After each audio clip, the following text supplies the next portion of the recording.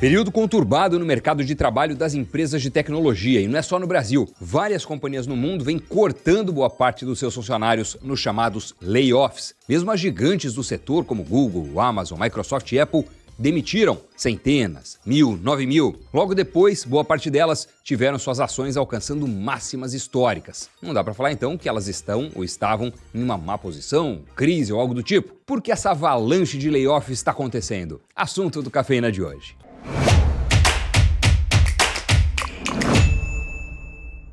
Olá, sejam muito bem-vindos, Cafeína tá no ar. Olha, de acordo com o site TechCrunch, desde o início de 2023 até agora, os layoffs em Big Techs americanas somam mais de 240 mil vagas cortadas. Em 2022, a estimativa é de que os cortes tenham atingido mais de 90 mil pessoas. São então quase 350 mil vagas cortadas.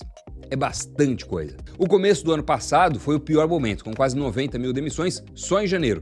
Mas o movimento continua até agora, 2024. Você vê aí uma lista mensal da quantidade de gente cortada só no setor tech de lá para cá. No primeiro mês de 2024, segundo o relatório, foram quase 20 mil demissões. E entre os maiores layoffs, a Amazon demitiu mais de 16 mil pessoas. A Alphabet, dona do Google, mais de 12 mil. Microsoft, mais de 11 mil. Meta, 10 mil. E boa parte das ações dessas companhias estão nas suas máximas históricas, ou ao menos perto disso.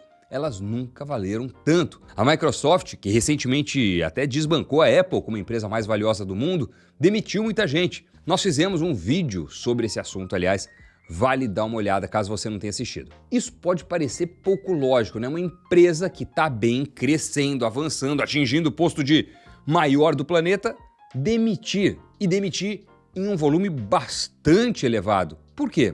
Geralmente a gente espera as demissões quando as coisas estão ruins, não quando estão tão boas assim. Mas existe uma série de justificativas para esse movimento. É disso que a gente vai falar. Primeiro, a gente passou por um período de ajuste da pandemia. Durante o isolamento social houve um boom do uso de redes sociais, tecnologias. Estava todo mundo preso em casa e ficando mais tempo na frente das telas. Quando a pandemia começou a desacelerar, as pessoas voltaram um pouco para a vida real, digamos assim, e os faturamentos dessas empresas, assim como as suas expectativas de crescimento, acabaram diminuindo.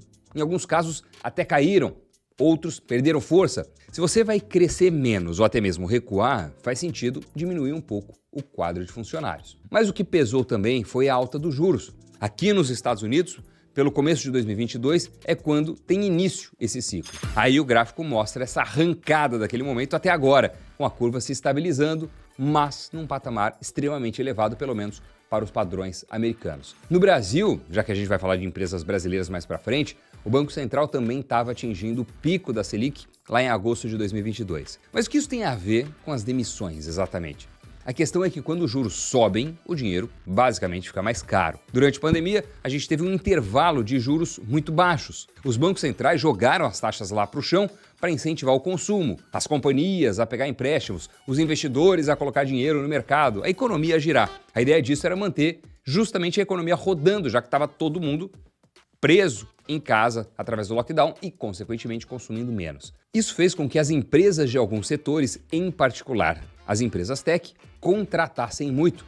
O dinheiro estava praticamente sobrando, extremamente barato, e as companhias de tecnologia, quando isso acontece, costumam receber muito fluxo de investimento, já que os investidores aceitam tomar riscos para tentar lá na frente obter a compensação em forma de retornos elevados. Fora que, com o lockdown, elas muitas vezes se beneficiaram. Houve uma migração muito forte, talvez até antecipada, digamos assim, das pessoas para o mundo do digital, né? Quantos, talvez familiares, amigos, você não conhece, que tinham um hábito menor de consumo online e por conta da pandemia passaram a adotar compra através de site, de aplicativo, banco digital e tudo mais. Entra naquela questão também do Uber nunca ter dado lucro. As pessoas investem pela perspectiva de retornos futuros, algo que acontece muito no segmento tech. Pensa comigo, para uma companhia de commodity, é relativamente difícil ter ganhos muito altos, né? Porque é tudo muito físico, é necessário investir uma montanha de dinheiro, montar uma infraestrutura super pesada,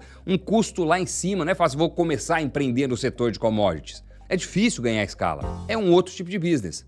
Em tecnologia as coisas são diferentes, não que seja fácil, mas Você, às vezes, pode pegar uma companhia revolucionária no começo e lucrar muito lá na frente. Essa é a ideia. Por quê? Porque na área tech a escalabilidade corre na veia. Está na alma do negócio, faz parte do modelo de business. Só que quando os juros começaram a subir, a torneira secou.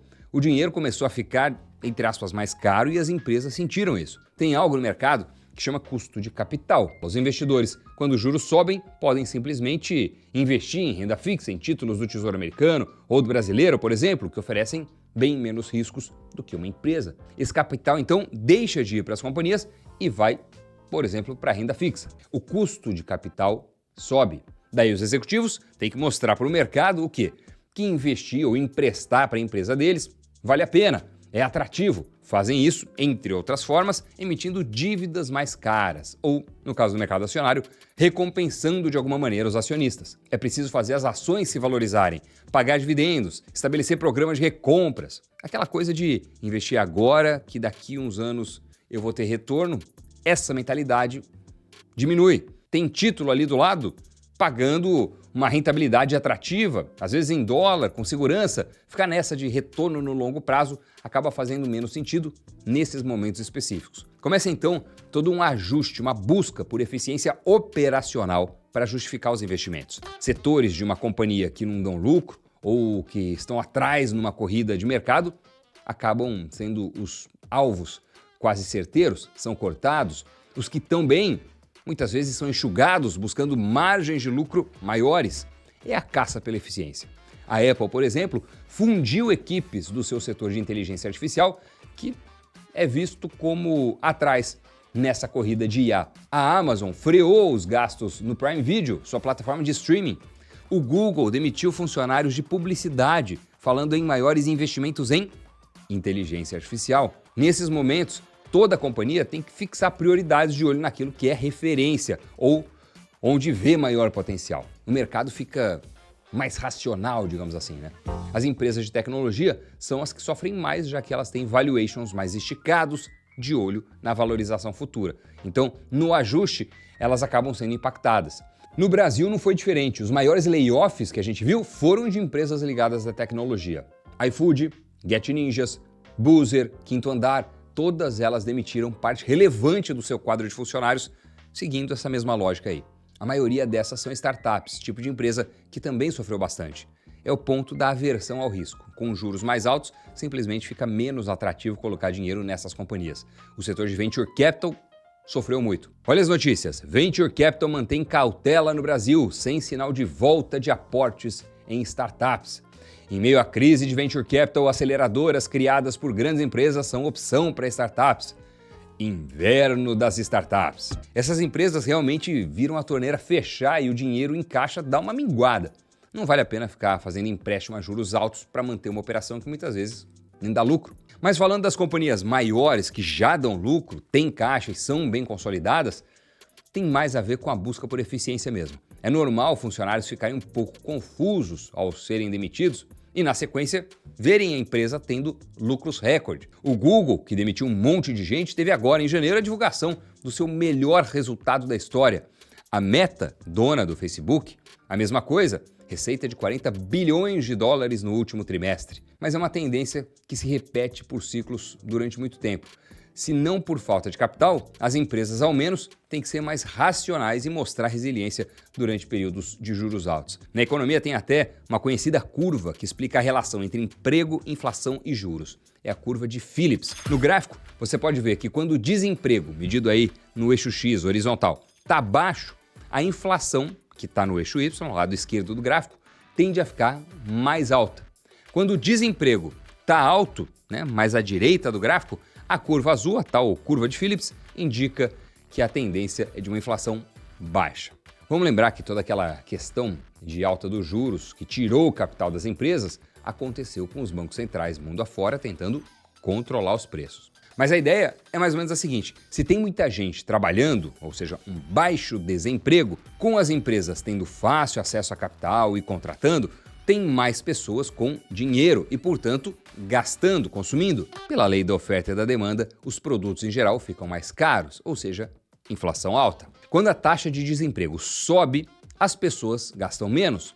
Reduziu a sua renda e, portanto, o seu consumo, e a inflação cai. Mas vale a gente mencionar que a curva de Phillips, muito famosa na academia, recentemente teve, digamos assim, um teste diferente na vida prática. Tanto os Estados Unidos quanto o Brasil, apesar de estarem em momentos de taxas de juros ainda altas e de terem passado por todos esses layoffs, estão com taxas de desemprego relativamente baixas. Foi a qualidade dos trabalhos que diminuiu. E aí vem notícias como essas. Apesar de mais empregos criados, salário de admissão está menor. Salário médio dos contratados é menor do que dos demitidos. Apesar do aumento de vagas formais, salário inicial caiu. Enfim, a boa notícia é que como a gente entrou em um ciclo de baixa dos juros, é possível que essa tendência se reverta em breve. Com as taxas dos títulos caindo, pouco a pouco os investidores vão ter que assumir mais riscos e voltar a investir em empresas, né? Movimento que já está começando, por exemplo, aqui nos Estados Unidos, com ativos de risco chegando nas suas máximas históricas ou perto delas. Tanto as ações de empresas, quanto índices de bolsa, quanto até mesmo criptomoedas, que subiram forte nesse ano, e embora ainda não estejam ali no seu all-time high, tem grandes chances de renovar essa máxima nos próximos meses, ainda mais com o halving do Bitcoin chegando. E agora a pergunta que eu te faço é o seguinte: será que na busca por eficiência, por produzir mais e melhor, com menos recursos, a inteligência artificial vai fazer com que novas ondas de layoff, de demissões, venham nos próximos meses e anos, independente dos juros mais baixos? Qual é a sua opinião? Debate bom, hein? Comenta aí. Muito obrigado pela companhia, por curtir este vídeo, por se inscrever neste canal, por seguir a gente nas redes sociais, @DoniDenútil, @InvestNewsBR. Valeu mesmo, pessoal. Até o próximo programa, hein? Tchau.